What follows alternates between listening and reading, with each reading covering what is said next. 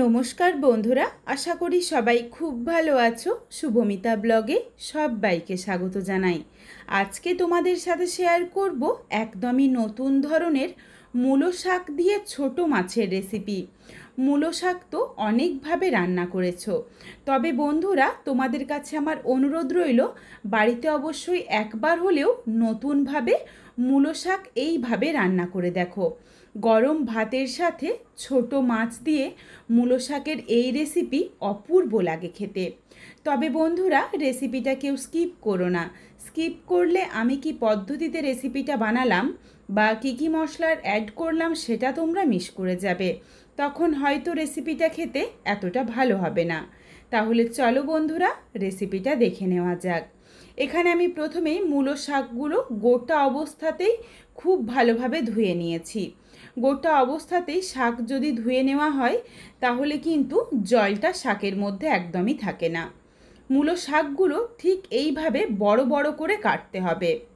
বড় বড় করে কাটলেই কিন্তু এই রেসিপিটার জন্য খেতে বেশি ভালো লাগবে। এখানে আমি এক আঁটি মূলো শাক নিয়েছি। কিছুটা পরিমাণে নিয়েছি ছোট মাছ। এখানে তোমরা যে কোনো ছোট মাছ দিয়েই রেসিপিটা বানাতে পারো। মাছগুলো ধুয়ে পরিষ্কার করে জলটা ঝরিয়ে নিয়েছি। মাছের মধ্যে দিয়ে দিলাম সামান্য একটু হলুদের গুঁড়ো, সামান্য একটু লঙ্কার গুঁড়ো, স্বাদ অনুযায়ী লবণ, অল্প পরিমাণে দিয়ে দিলাম পাতিলেবুর রস আর হাফ চামচ পরিমাণে কাঁচা সর্ষের তেল। এইভাবে মাছটা মেখে রাখলে মাছটা কিন্তু খেতেও যেমন ভালো লাগে, তেমন বেশ মুখরোচক হয় আর সুন্দর একটা গন্ধও আসে। ভালোভাবে মশলার সাথে মাছটা মেখে নেওয়া হয়ে গেলে প্রায় 10 মিনিটের জন্য একটু রেস্টে রাখবো, যাতে মাছের মধ্যে মশলাগুলো ভালোভাবে ঢুকে যায়। এরপর চলো এদিকে আমি কিছু সবজি কেটে নিচ্ছি। প্রথমে এখানে আমি একটা বেগুন নিয়েছি। একটা বেগুনকে বেশ সরু সরু করে কেটে নিচ্ছি। এই রেসিপিটার মধ্যে আমি আলুর ব্যবহার করব, বেগুনেরও ব্যবহার করব। তবে বন্ধুরা, এই রেসিপিটার মধ্যে আমি ঠিক যা যা উপকরণ অ্যাড করব সেই উপকরণ দিয়ে রেসিপিটা করলেই কিন্তু বেশি ভালো লাগবে। এর সাথে আর বেশি কিছু সবজি দিলে আমার মনে হয় না যে এতটা ভালো লাগবে। এখানে আমি একটা বেগুনকে সরু সরু করে কেটে নিয়েছি, আর এইদিকে আরও কিছু উপকরণ কেটে নিয়েছি। তার মধ্যে রয়েছে টমেটো কুচি, পেঁয়াজ কুচি, ধনেপাতা কুচি আর কাঁচা লঙ্কা। আর নিয়েছি মাঝারি সাইজের একটা আলু। আলুটাকেও দেখো ঠিক এইভাবে একদম সরু সরু করে কেটে নিয়েছি, যাতে সহজেই সেদ্ধ হয়ে যায়। এরপর চলো একটা মশলার পেস্ট বানিয়ে নিই। তার জন্য বাটিতে নিয়েছি প্রথমেই কিছুটা পরিমাণে রসুন, হাফ ইঞ্চেরও কম পরিমাণে সামান্য একটু নিয়েছি আদা। আদা কিন্তু বেশি দেবে না। হাফ চামচ নিয়েছি হলুদ সর্ষে আর হাফ চামচ রাই সর্ষে। তোমরা চাইলে যে কোনো এক ধরনের সর্ষে দিয়েও রেসিপিটা বানাতে পারো, কোনো অসুবিধে নেই। আর দিয়েছি সামান্য একটু লবণ, একটা কাঁচা লঙ্কা আর হাফ চামচ পরিমাণে গোটা জিরে। এরপর এগুলোকে একদম মিহি করে বেটে নিয়েছি। লবণ আর কাঁচা লঙ্কা দেওয়ার জন্য কিন্তু সর্ষেটা কোনোভাবেই তেতো হবে না। একটা পাত্রে অল্প পরিমাণে জল গরম বসিয়ে তাতে স্বাদ অনুযায়ী লবণ দিয়ে দিয়েছি, আর কেটে রাখা শাকগুলো দিয়ে দেব। শাকগুলো প্রায় 90% মতো সেদ্ধ করে নেব। একদমই নরম শাক, খুব সহজে কিন্তু সেদ্ধ হয়ে যাবে। আমি তোমাদের আবারও বলছি, শাকগুলো কিন্তু ঠিক এইভাবে বড় বড় করেই কাটতে হবে। ঠিক 1 আঙুল মাপ করে কেটে নিও। মূলো শাকটা প্রায় 4 থেকে 5 মিনিট সময় নিয়ে আমি সেদ্ধ করে নিয়েছি। একটা ডাঁটি তোমাদের আমি চেপে দেখিয়ে দিচ্ছি। ডাঁটিটা দেখো সুন্দরভাবে কিন্তু নরম হয়ে গেছে, শাকটা সেদ্ধ হয়ে গেছে। এরপর এই জলটা ফেলে দেব। জলটা কিন্তু রান্নাতে ব্যবহার করব না, জলটা ঝরিয়ে শাকটাই ব্যবহার করব। তাহলে মূলো শাকের যে একটা গন্ধ থাকে বা একটা তেতো ভাব থাকে, সেটা কিন্তু একদমই থাকে না। এরপর কড়াইয়ের মধ্যে বেশ কিছুটা পরিমাণে সর্ষের তেল খুব ভালোভাবে গরম করে নিয়েছি।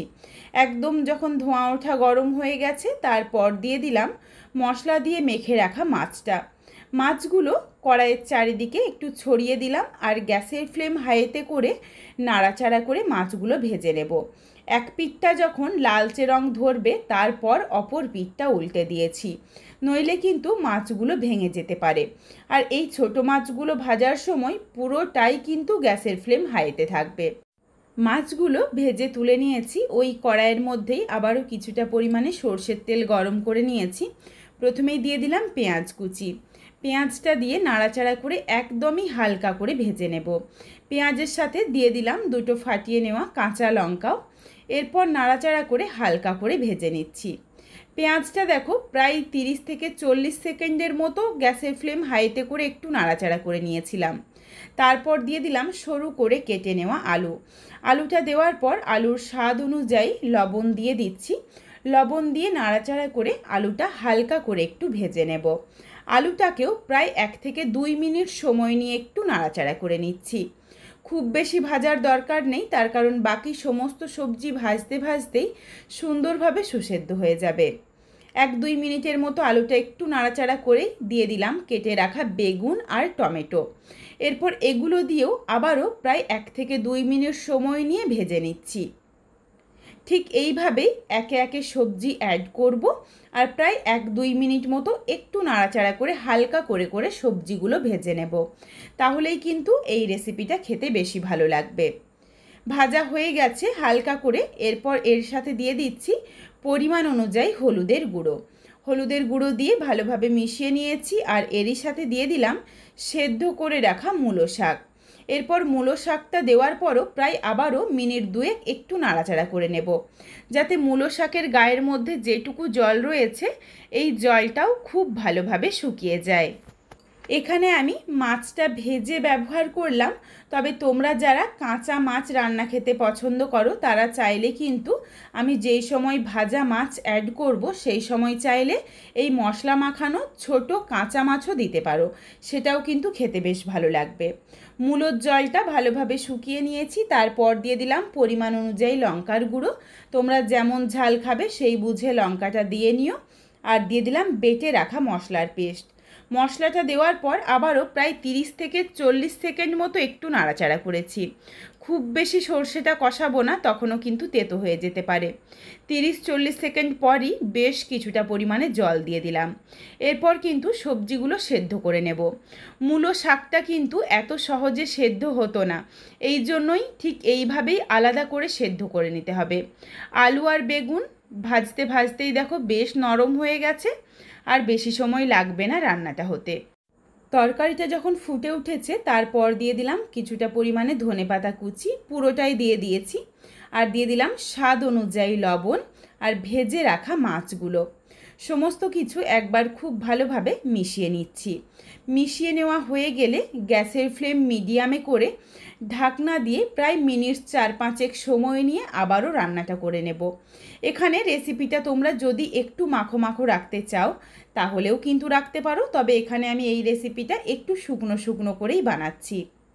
বেশ কিছুক্ষণ সময় নিয়ে দেখো রান্নাটা করে নিয়েছি। আলুগুলো কিন্তু সুন্দরভাবে সুসেদ্ধ হয়ে গেছে আর বেশ গোটা গোটা রয়েছে। সামান্য একটু চিনি দিয়ে দিলাম টেস্টটা ব্যালেন্স করার জন্য, তার কারণ বেশ কিছুটা পরিমাণে টমেটোর ব্যবহার হয়েছে। আর এখানে আমি পাতিলেবুর রসও ব্যবহার করব, যাতে টেস্টটা ব্যালেন্স হয়ে যায়, তাহলে খেতে আরও বেশি ভালো লাগবে। চিনিটা দেওয়ার পর আবারও কিছুক্ষণ একটু ঢাকনা দিয়ে ঢেকে রেখেছিলাম যাতে চিনিটা ভালোভাবে গলে মিশে যায়। এরপর দেখো বেশ শুকনো শুকনো হয়ে গেছে। রেসিপিটা কিন্তু একদম রেডি। এখানে আমি আর বেশি শুকনো করছি না। এরপর গ্যাসের ফ্লেমটা অফ করে দেব, তবে অফ করার আগেই দিয়ে দিলাম 1 চামচ পরিমাণে কাঁচা সর্ষের তেল আর অল্প একটু পাতিলেবুর রস। এগুলো দেওয়ার সাথে সাথেই গ্যাসের ফ্লেমটা অফ করে দিয়েছি। তোমরা চাইলে কিন্তু এখানে কয়েকটা চেরা কাঁচা লঙ্কাও দিতে পারো, তবে আমি এখানে আর কাঁচা লঙ্কা দিলাম না, তার কারণ একটা কাঁচা লঙ্কা বেটে ব্যবহার করেছিলাম আর লঙ্কার গুঁড়োও ব্যবহার করেছিলাম। ফাটিয়ে নেওয়া কাঁচা লঙ্কাও কিন্তু পেঁয়াজের সাথে ভেজে নিয়েছিলাম, এই জন্যই আর দিলাম না। এতেই কিন্তু বেশ ঝাল হয়ে গেছে। আর এই রেসিপিটা একটু ঝালঝালি ভালো লাগে, তবে যারা আরও বেশি ঝাল খেতে পছন্দ করে তাদের জন্য ওপর থেকে দুটো চেরা কাঁচা লঙ্কা দিয়ে দিলাম। এরপর বন্ধুরা একবার হলেও এই রেসিপিটা বানিয়ে গরম ভাতের সাথে খেয়ে দেখো, তারপর আমায় কমেন্ট করে জানিও রেসিপিটা তোমাদের কেমন লাগলো। একদমই নতুনভাবে আর একদমই দুর্দান্ত স্বাদ হয়। রেসিপিটা তোমাদের যদি ভালো লেগে থাকে তাহলে লাইক করো, শেয়ার করে বন্ধুদের দেখার সুযোগ করে দিও।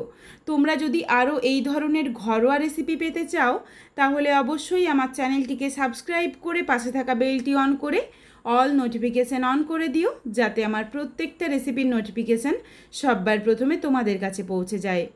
আর অবশ্যই আমার চ্যানেলটিকে হাইপ করে দিও, যাতে আমি আরও এগিয়ে যেতে পারি, তোমাদের সাথে আরও নিত্য নতুন ঘরোয়া রেসিপি শেয়ার করতে পারি। তাহলে আজকে আসি, আবারও খুব শীঘ্রই হাজির হচ্ছি নতুন কোনো এক রেসিপি নিয়ে। পরবর্তী রেসিপি দেখার আমন্ত্রণ রইল। পুরো ভিডিওটা দেখার জন্য অনেক অনেক ধন্যবাদ।